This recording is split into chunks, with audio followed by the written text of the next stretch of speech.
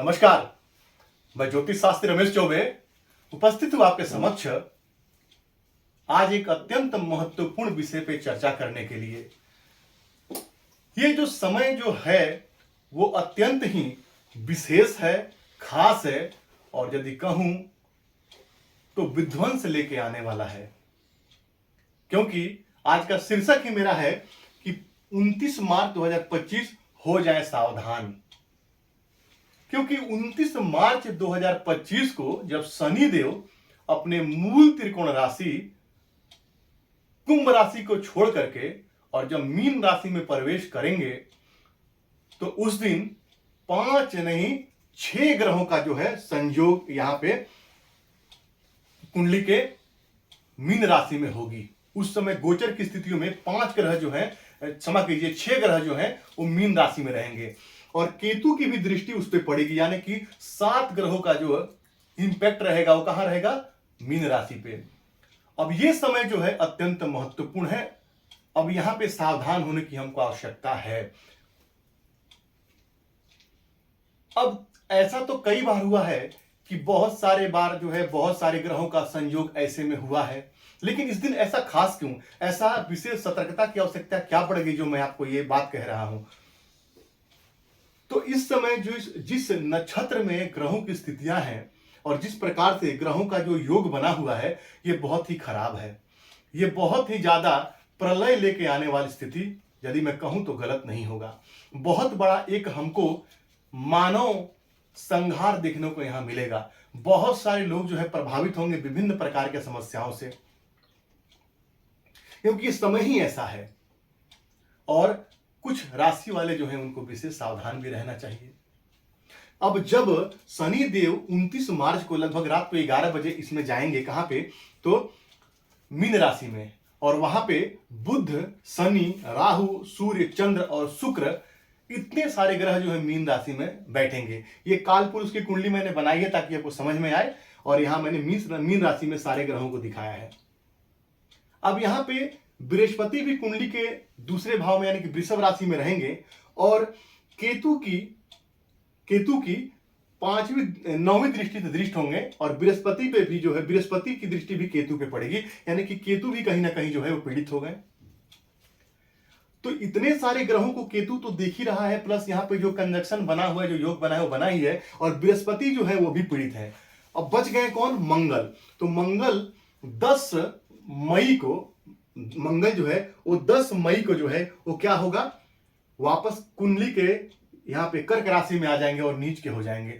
अब ये समय जो है वो बिल्कुल खराब हो जाएगा, क्योंकि सारे ग्रह कहीं ना कहीं जो 9 ग्रह जो है वो सारे के सारे पीड़ित हो जाएंगे और ये जो समय है वो खराब है।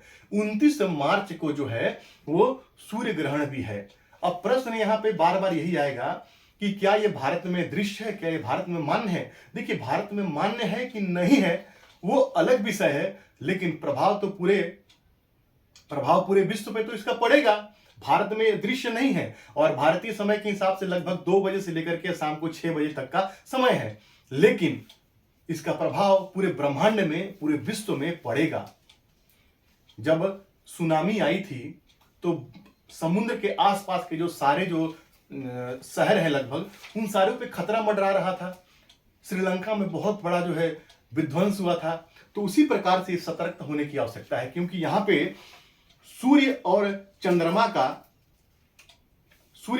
जो है वो राहु के साथ बैठे हैं। तो राहु और सूर्य का ग्रहण दोष बना, राहु और चंद्रमा का भी ग्रहण दोष बना, राहु और बुध का जो है जड़त्व दोष बना, राहु और शनि का जो है श्रापित दोष बना और शनि और सूर्य का भी जो है विष दोष बना और राहु और शुक्र का भी लंपट दोष बना। यानी कि लगभग सारे के सारे ग्रह जो हैं वो कहीं ना कहीं पीड़ित है, क्योंकि राहु एक ऐसा ग्रह है जो सूर्य के पास यदि कोई ग्रह आते हैं तो अस्त हो जाते हैं, लेकिन राहु जब सूर्य के पास आता है तो क्या करता है? सूर्य को ही ग्रहण में ले लेता है, सूर्य को ग्रहण लगा देता है। अब यहां जो ग्रह की स्थिति इस समय बनी हुई है वो बहुत अच्छी नहीं है। मैं एक बात और कहूंगा आपसे कि यदि आप इस स्थिति पे है कि प्री प्लानिंग डिलीवरी वगैरह कुछ प्लान करा रहे हैं तो इस समय को टालिए, क्योंकि संपूर्ण रूप से कहीं ना कहीं देखिए 1 2 3 4 5 घर पूरा खाली है। संपूर्ण काल सर्प दोष का निर्माण भी यहाँ पे हो रहा है और सारे ग्रह पीड़ित हैं। और इस समय कोई बच्चा यदि जन्म लेगा तो निस्संदेह उसके स्वास्थ्य पर बहुत बुरा प्रभाव पड़ेगा और उस बच्चे का जो है स्वास्थ्य खराब रहेगा।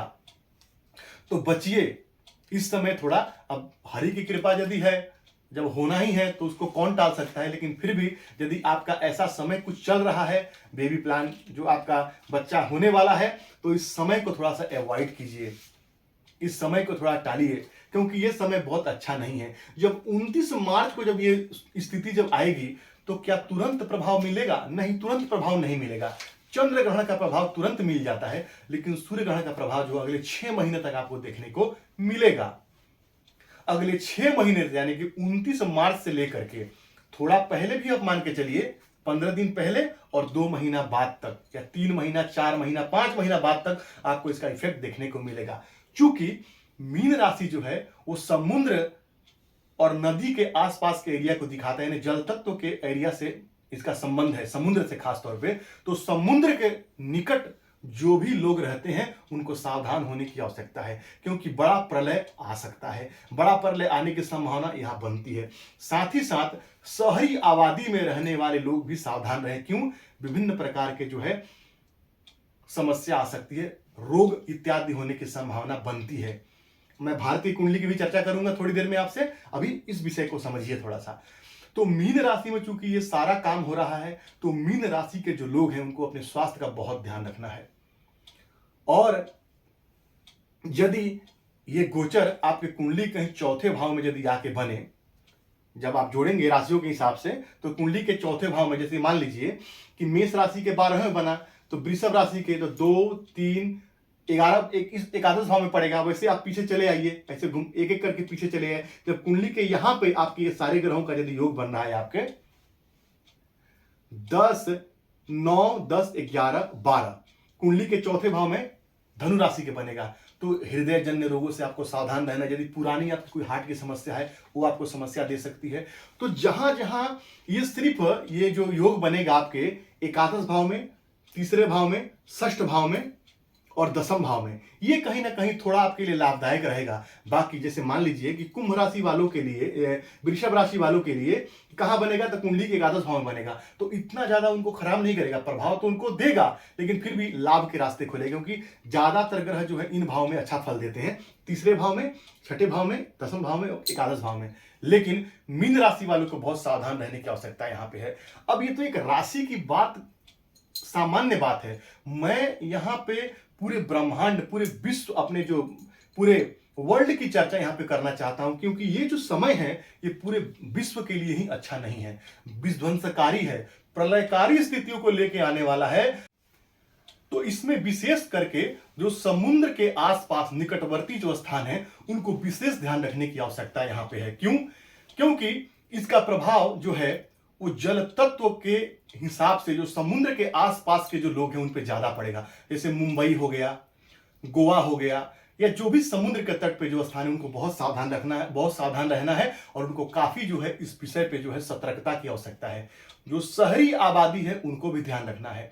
गांव के लोग, आप देखिए कोरोना काल में भी गांव के लोगों को बहुत ज्यादा नुकसान नहीं हुआ, लेकिन जो शहर में जो कंजस्टेड जो एरिया है वहां लोगों को बहुत ज्यादा, बहुत आबादी वाले, सघन आबादी वाले जो क्षेत्र हैं वहां लोगों को काफी परेशानी हुई। तो इसीलिए मैं ये कहना चाहता हूं कि इस समय जो है आपको वहां सावधान रहने की आवश्यकता है, और आपको जो है विभिन्न प्रकार के रोगों से बचने की आवश्यकता है। अब एक और बात यहां पे समझिए जरा सा, केतु क्या है? केतु डिटैचमेंट है, अलगाव है, और व्यक्ति जब सारे दरवाजे जब बंद हो जाता है तो कहां जाता है? भगवान के शरण में। तो केतु यहां पे आपको अध्यात्म की ओर ले जाएंगे। और एक यकीन मानिए मेरी बात का कि प्रलय काल में प्रभु को छोड़ के आपको कोई दिखाई नहीं देगा। तो इसीलिए मैं ये कहना चाहता हूं कि प्रकृति का यदि हम नुकसान करेंगे क्या होगा, जरा ये समझिए।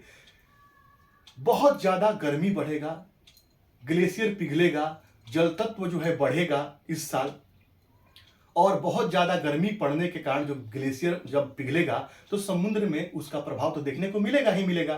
तो हम प्रकृति को नुकसान पहुंचाएंगे तो प्रकृति हमें उसका खामियाजा तो देगी ही देगी, हमें भोगना पड़ेगा। तो इन चीजों से बचा कैसे जाए, प्रश्न यहाँ पे ये आता है। भगवान के शरणागत हो जाइए।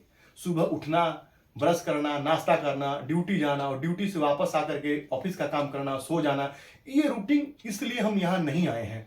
हम यहाँ पे हरि सुमरण के लिए, भगवान को याद करने के लिए एक घड़ी आधी में पुनियाद, थोड़ा भी याद कीजिए। आप अपने काम करते करते याद कीजिए प्रभु को। जो अगरबत्ती दिखाएगा और दीप दिखाएगा वही भगवान का भक्त है, ऐसा नहीं है बिल्कुल। और जो अगरबत्ती नहीं दिखाएगा वो भक्त है, ऐसी कोई बात नहीं है। अगरबत्ती दिखाने वाला भक्त नहीं हो सकता है और अगरबत्ती नहीं दिखाने वाला भी जो है वो बड़ा भक्त हो सकता है।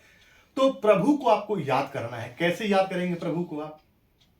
आप जो भी काम करते हैं करिए, मन में प्रभु का स्मरण करते रहिए, नारायण नारायण, या जो भी आप कहते हैं, शिव शिव, राधा राधा, कृष्ण कृष्ण, कुछ भी कहिए, लेकिन कहिए प्रभु को मनन कीजिए। क्योंकि इन स्थितियों में भगवान को छोड़ करके रक्षा करने वाला और विश्व में कोई नहीं है आपका। कोरोना काल के बाद भी मान के चलिए कि हम लोगों का एक पुनर्जन्म ही तो हुआ है।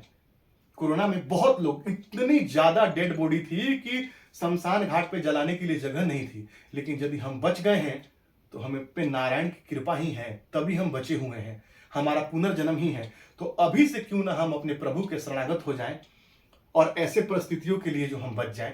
अब ऐसा प्रलयकारी स्थिति है, ऐसा मैं क्यों कह रहा हूं, जरा वो समझने की आवश्यकता है आपको। क्योंकि उत्तरा भाद्रपद नक्षत्र में सूर्य जो है उत्तरा भाद्रपद यानी कि शनि के नक्षत्र में रहेंगे उत्तरा भाद्रपद में, और यहां जो है बुध भी उत्तरा भाद्रपद नक्षत्र में रहेंगे। ये सूर्य और शनि का जो कंजक्शन, यहाँ पे जो युति हो रही है, ये बड़ा खराब है। ये सूर्य और शनि की युति बहुत ही खराब स्थिति लेके आएगी। क्यों? क्योंकि उत्तरा भाद्रपद नक्षत्र का चिन्ह क्या है? हर नक्षत्र का एक चिन्ह है। जैसे कि मघा नक्षत्र का राज सिंहासन है, रेवती नक्षत्र का हीरो का माला है, वैसे ही उत्तरा भाद्रपद नक्षत्र का जो चिन्ह है वो क्या है? अंतिम संस्कार, बिस्तर के पीछे पैर दिखता हुआ, जीवन से मृत्यु और आत्मा की यात्रा। यानी कि एक ऐसा व्यक्ति जो मर गया है और शमशान की तरफ जा रहा है और सिर्फ उसका पैर दिख रहा है, ये इसका सिंबल है। तो परेशानी तो निस्संदेह आने ही आने वाली है, और ये समस्या जो है आपको जितना भी मैंने बोला है देखने को मिलेगा। क्योंकि ये जिस नक्षत्र में ये ग्रह बैठे हैं सूर्य, वो बिल्कुल अच्छा नहीं है, और सूर्य शनि की युति यहाँ बहुत ही विध्वंसकारी होगी और बहुत बड़ा नुकसान जो है वो जन जीवन को देखने को मिलेगा। इतना खराब है इसका सिंबल। तो इसीलिए जैसे किसी व्यक्ति का जन्म किसी अच्छे नक्षत्र में हो जाए तो निस्संदेह वो आगे जाता है, लेकिन किसी खराब नक्षत्र में हो जाए तो जिंदगी में उसको, चाहे वो कितना भी मेहनत करे लेकिन आगे नहीं जा पाता है। तो ऐसी स्थितियों में ही होता है ऐसा। तो आपको समझने की बात है। तो मेरा आपसे सिर्फ यही निवेदन है कि भगवान के शरणागत रहिए, चाहे अब जो भी काम करते हैं करिए, काम करते करते मन में ही भगवान का नाम जपते रहिए, तभी कल्याण है। आइए बात करता हूं थोड़ा सा भारतवर्ष की कुंडली की। तो हमारे भारतवर्ष की कुंडली जो है वो वृषभ लग्न की कुंडली बनती है, और राशि क्या बनती है? कर्क राशि बनती है। मैंने यहाँ पे चंद्रमा लिख के आपको कर्क राशि दिखाया है। और ये जो योग है कुंडली के एकादश भाव में बन रहा है, भारत के हिसाब से क्या होगा? सोने का दाम बढ़ेगा। जब मंगल नीच राशि में चले आए कर्क राशि में, तो क्या होगा? दो देशों में लड़ाइयां लगेंगी, हिंसात्मक स्थिति पैदा होगी, बिना मतलब दो देश आपस में छोटी छोटी बात पे विवाद करके लड़ेंगे। आप देखिएगा इस वर्ष बहुत ज्यादा होगा। साथ ही साथ जो है जमीन का दाम बढ़ेगा, सोने का दाम बढ़ेगा। और भारतवर्ष के कुंडली में चूंकि एकादश भाव में है तो लाभ की स्थिति तो बनेगी, लेकिन छठे भाव से एकादश भाव छठा भाव होने की वजह से ऐसा क्यों मैं कह रहा हूं कि भारतवर्ष को जो लाभ होगा लेकिन थोड़ा नुकसान भी होगा? किसके? तो स्वास्थ्य के मामले में। ऐसा मैं क्यों कह रहा हूं? क्योंकि लग्नपति शुक्र भी जाकर के यहीं बैठे हैं पीड़ित होकर के। तो लग्न भी हमारा शरीर होता है। तो लग्नपति जाके पीड़ित हैं और राशिपति भी जाके पीड़ित हैं, तो बीमारियों से हमको सावधान रहना चाहिए।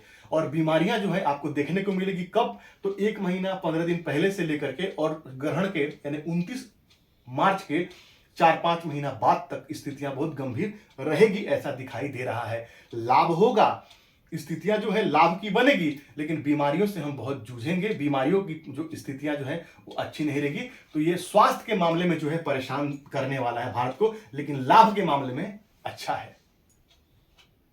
तो इस प्रकार से हमको सावधान रहने की आवश्यकता है, सतर्क होने की आवश्यकता है। बहुत ज्यादा इस पे मैं कुछ नहीं कहूंगा, आप समझिए और बातों को, और जो है प्रभु के शरणागत रहिए, तो ही जाकर के जीवन में कल्याण है। क्योंकि हम सिर्फ खाने सोने के लिए और नौकरी करने के लिए नहीं आए। नौकरी जीविकोपार्जन की एक स्थिति है, एक जीविकोपार्जन का साधन है, वो करना चाहिए।